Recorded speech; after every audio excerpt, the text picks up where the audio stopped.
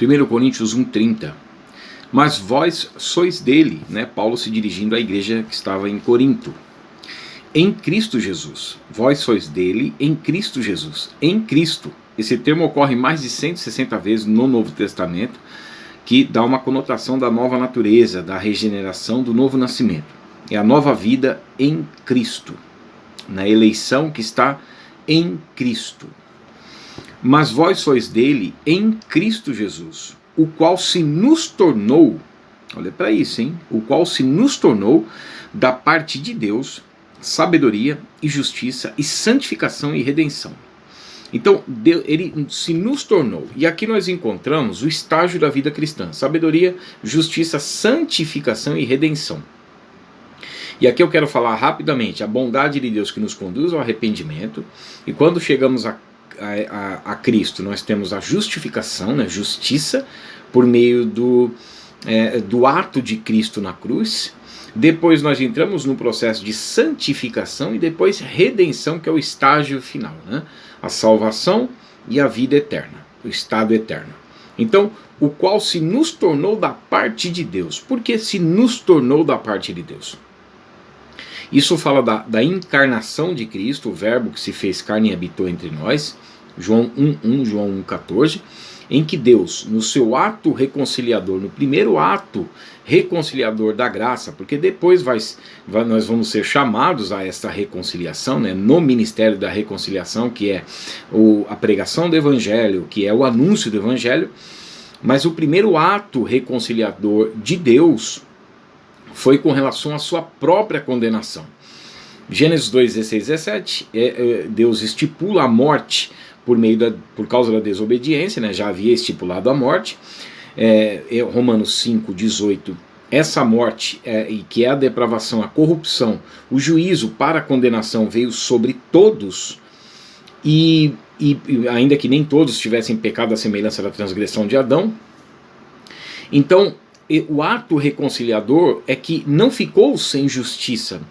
Por isso que Romanos 1,17 mostra que no Evangelho se revela a justiça de Deus.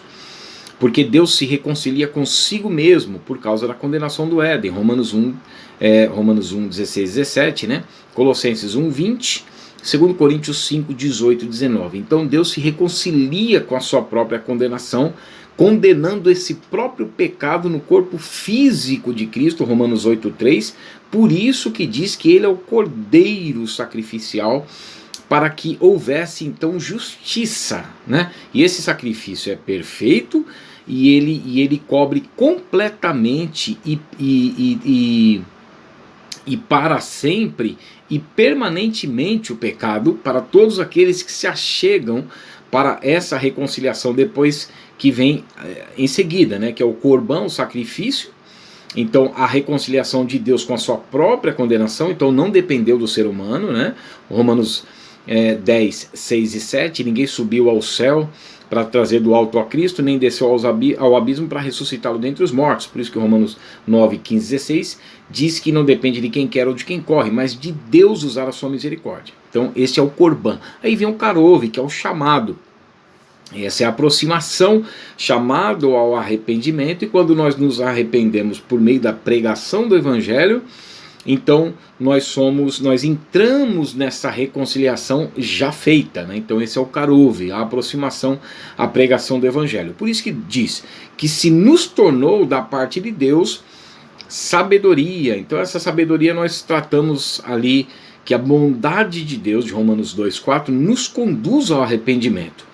E quando nós chegamos a conversão, nós, por meio da pregação do Evangelho, né, Efésios 1,13, assim também vós, depois que ouvistes a palavra da verdade, o Evangelho da vossa salvação, tendo também nele crido, fostes selados com o Espírito Santo da promessa. Nós somos chamados, pela pregação do Evangelho, a crermos na eleição de Cristo, a crermos em Cristo. Então nós entramos nessa eleição que está em Cristo, Efésios 1,4, através da regeneração, Efésios 1,14, e aí Tito 3:5, renovados, né, não por obras de justiça praticadas por nós, mas pelo lavar regenerador e renovador que ele abundantemente derramou sobre nós por meio de Cristo. Então esta é a justificação dos pecados. Através da justificação por meio da fé, no recebimento dessa graça do ato reconciliador, então nós passamos da morte para a vida. Essa é a renovação espiritual. Nós somos vivificados, né, trazidos do império das trevas para o reino de Deus, iluminados por essa luz verdadeira que veio ao mundo, Cristo, né, o João 1:9. E então há um despertamento do mundo das trevas e somos trazidos para a luz, Efésios 5:14. Desperta, ó tu que dormes, levanta de entre os mortos e Cristo te iluminará. Aí nós entramos, como ele diz, né, em santificação. Essa é a eleição que está em Cristo. Então nós entramos agora nessa nova natureza, nesse novo estado, na nova vida que está em Cristo. Aí nós entramos nas obras que Ele preparou de antemão para que andássemos nelas. A eleição e a vocação estão em Cristo. A vocação é a carreira celestial em que temos um objetivo, olhando firmemente para Jesus, autor e consumador da fé. Ele é poderoso para começar e para completá-la, e Ele nos orienta que Ele é poderoso para guardar o depósito até aquele dia, e Ele nos orienta a guardarmos também esse bom depósito, pois sem essa santificação ninguém verá o Senhor. Se abandonarmos esta nova natureza, a eleição que está em Cristo, nós não confirmaremos, nós não permaneceremos nas obras que Ele de antemão preparou para que andássemos nelas. Efésios 2:10, Apocalipse capítulo 2, verso 26, o Senhor Jesus diz: o vencedor, aquele que guardar até o fim as minhas obras, então nós veremos de fato ao Senhor. A eleição é uma vida de santificação e de frutificação neste caminho que é a vocação, que é o convite ao lugar celestial. E aí a Bíblia manda permanecer. E por fim nós entramos, nós vamos obter a salvação. 2 Timóteo 2:10. Por esta razão tudo suporto pelos eleitos de Deus, ou seja, por aqueles que creem e entram na eleição que está em Cristo, para que eles também obtenham a salvação. Então é necessário que nós venhamos prosseguir até o final, né? Ou seja, aquele que perseverar até o fim, este será salvo. E por fim, nós vamos herdar a vida eterna, e que a vida está no seu Filho, né? 1 João capítulo 5, versos 10 e 12. A vida eterna, o estado eterno. Aí nós obteremos então a vida eterna. Por isso que a palavra diz em Colossenses 1:23, Tito 1 e 2, Hebreus 10:23, 10, 35, 36, 2 Pedro capítulo 3, verso 13 a 17, que nós não podemos abandonar a esperança do Evangelho, que é de vida eterna.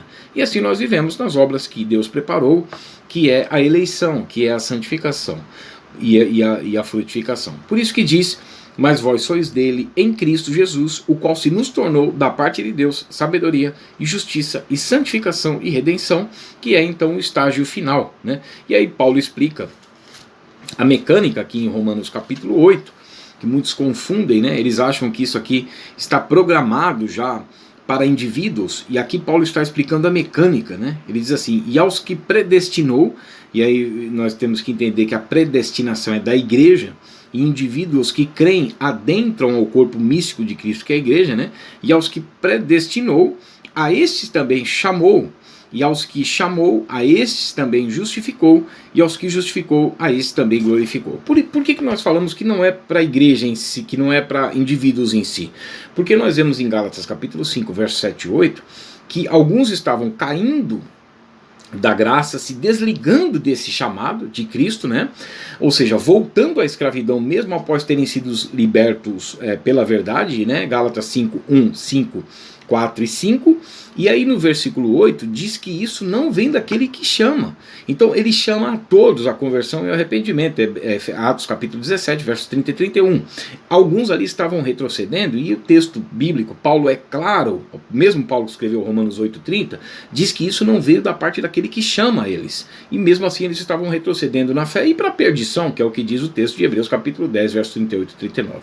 Então, nós temos um processo na vida cristã e temos que permanecer desde o dia que cremos, né, porque em Cristo entramos nessa eleição e prosseguimos até o final para que venhamos obter a glorificação dos nossos corpos, né? 1 Coríntios 15:52, a transformação, a incorrupção e a imortalidade, ou seja, obtendo então a salvação e por fim desfrutarmos da vida eterna.